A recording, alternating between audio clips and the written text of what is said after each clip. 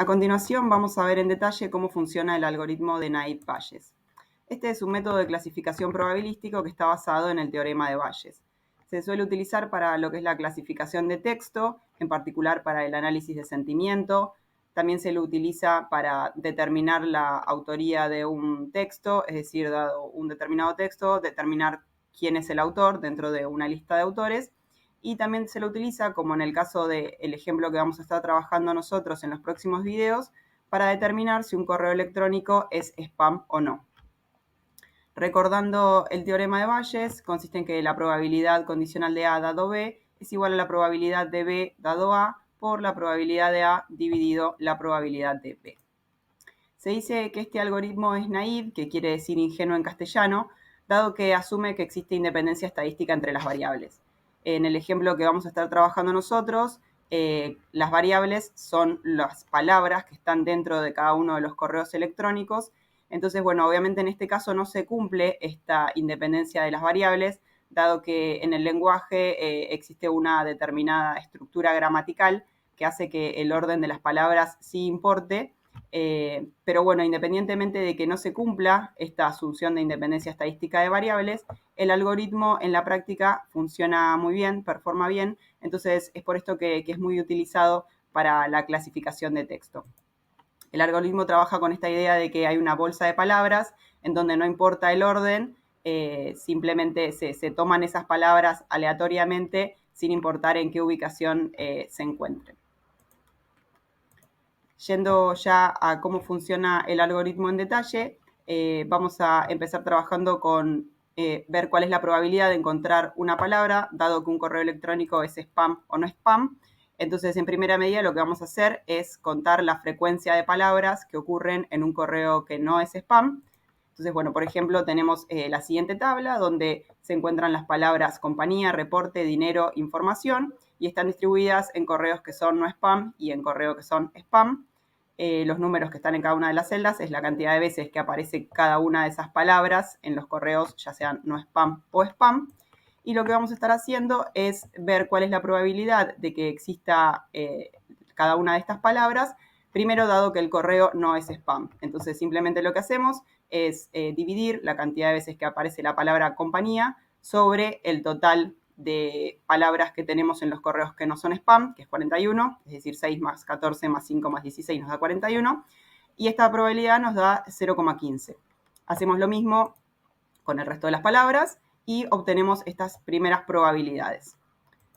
Luego repetimos este mismo paso, pero con aquellas frecuencias de las palabras que están en los correos que son spam, ¿sí? Hacemos nuevamente calcular esas probabilidades y lo que hacemos posteriormente es modificar y cambiar las frecuencias que teníamos en un primer momento por estas probabilidades que calculamos. Luego lo que vamos a hacer es calcular cuál es lo que se conoce como probabilidad previa, que es la probabilidad de que un correo electrónico sea spam o no spam. Esta probabilidad la vamos a estar sacando de nuestro dataset de entrenamiento. En este caso, el dataset con el que nosotros vamos a estar trabajando mantiene estas proporciones, que el 29% de los correos son spam y el 71% de los correos no son spam. Entonces, para este ejemplo que estamos utilizando, mantuvimos esas mismas proporciones. Y bueno, esta va a ser nuestra probabilidad previa, que la vamos a estar utilizando posteriormente en el cálculo final. Si retomamos entonces lo que es el teorema de Bayes, lo que nosotros queremos calcular es la probabilidad de la clase, es decir, de que el correo sea spam o no spam. En este caso vamos a estar utilizando la idea de que el correo sea spam, dado un correo electrónico. Como dije anteriormente, nosotros vamos a estar trabajando con cada una de las palabras que formen parte de ese correo electrónico. Entonces, cuando leemos la palabra email, en realidad nos estamos refiriendo a todas las palabras que están dentro de ese email. Entonces, bueno, esta probabilidad condicional es igual a la probabilidad de que esas palabras que están dentro de un correo estén, dado que el correo es spam, por la probabilidad de que el correo sea spam sobre la probabilidad de esas palabras que están dentro de un correo electrónico. Lo que vamos a estar haciendo para simplificar las cuentas, y dado que la probabilidad de que una palabra, de que las palabras estén dentro de un correo electrónico son independientes a que si el correo es spam o no spam, entonces lo que vamos a hacer es no tener en cuenta el denominador en este caso y lo vamos a sacar de la ecuación, ¿sí? Entonces nos vamos a quedar con solamente la parte de arriba de la ecuación. Entonces ahora yendo a lo que es un ejemplo puntual de ver cómo funciona este algoritmo, vamos a suponer que tenemos un correo electrónico donde tenemos en ese correo una vez la palabra compañía, 2 veces la palabra reporte y una vez la palabra dinero.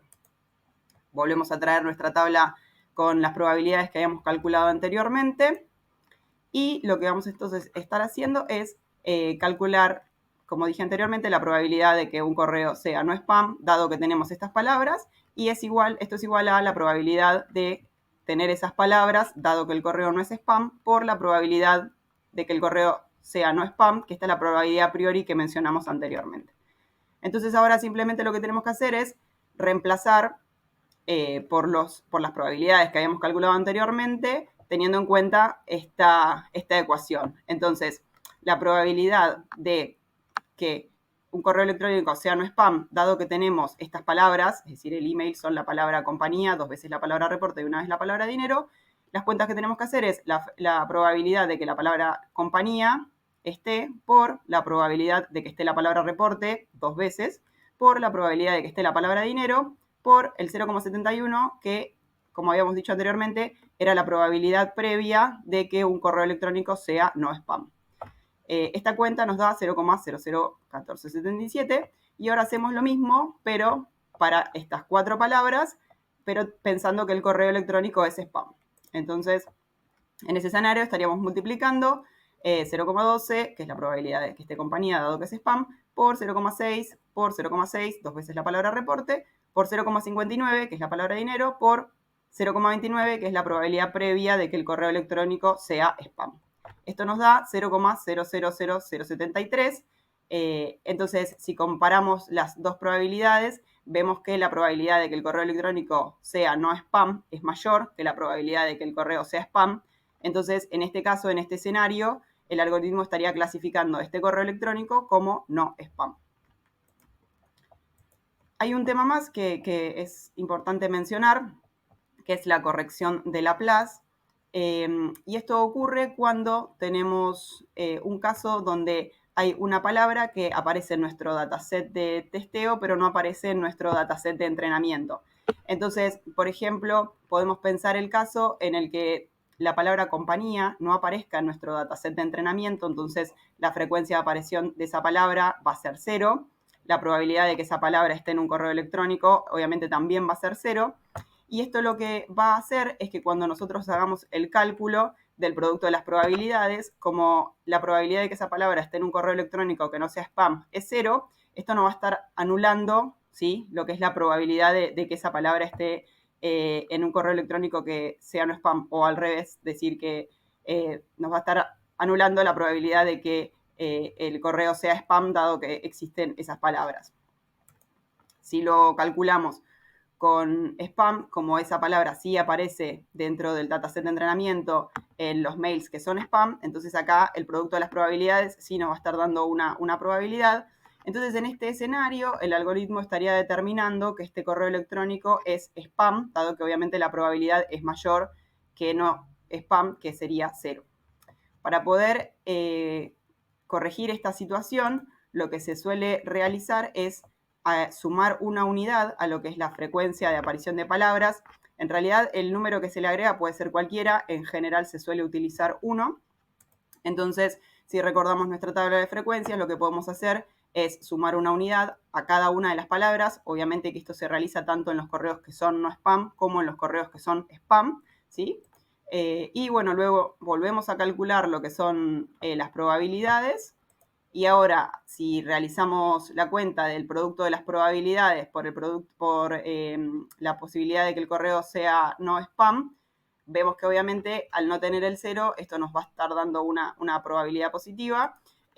Comparamos con lo que es la probabilidad de que ese correo sea spam, y en este caso vemos que la probabilidad de que ese correo sea no spam es mayor a la probabilidad de que ese correo sea spam. Repasando entonces lo que vimos en este video, el algoritmo de Naive-Bayes se basa en lo que es el teorema de Bayes. Se dice que es naive porque asume independencia estadística entre las variables, como vimos, en la realidad esta independencia no se da porque en el caso de los correos electrónicos el orden de las palabras en sí no son independientes unas de otras, pero de todas maneras el algoritmo funciona muy bien, por eso es que se lo utiliza. Otra de las cosas que estuvimos viendo es que a la fórmula del teorema de Bayes lo que vamos a estar haciendo es quitándole el denominador, que en nuestro ejemplo sería la probabilidad de las palabras, es decir, todas las palabras que están enmarcadas dentro de un correo electrónico, y esto lo quitamos para facilitar los cálculos y porque esto no está afectando a la cuenta final, ya que la probabilidad de que esas palabras estén en un correo electrónico son independientes a si ese correo electrónico es spam o no. Entonces, en ambos casos, ya sea que el correo es spam o no es spam, estaríamos dividiendo por una constante, entonces esto no estaría afectando el cálculo final, por eso es que quitamos el denominador del cálculo que vamos a estar realizando. Otro de los temas que estuvimos viendo es que la probabilidad de que un correo sea spam o no lo vamos a estar sacando de según cómo es la distribución de los datos de nuestro conjunto de entrenamiento, es decir, ver cuál es la distribución de correos spam y no spam dentro de nuestro set de entrenamiento. A esto lo conocemos como la probabilidad previa. Por otro lado, bueno, hacemos la misma ecuación para el caso de los correos no spam, para el caso de que el correo sea no spam. Y bueno, y por último lo que hacemos es comparar las probabilidades de que un correo sea no spam, dado que, bueno, tenemos ese correo, esas palabras dentro de ese correo, versus la probabilidad de que ese correo sea spam, dado que, bueno, tenemos esas palabras.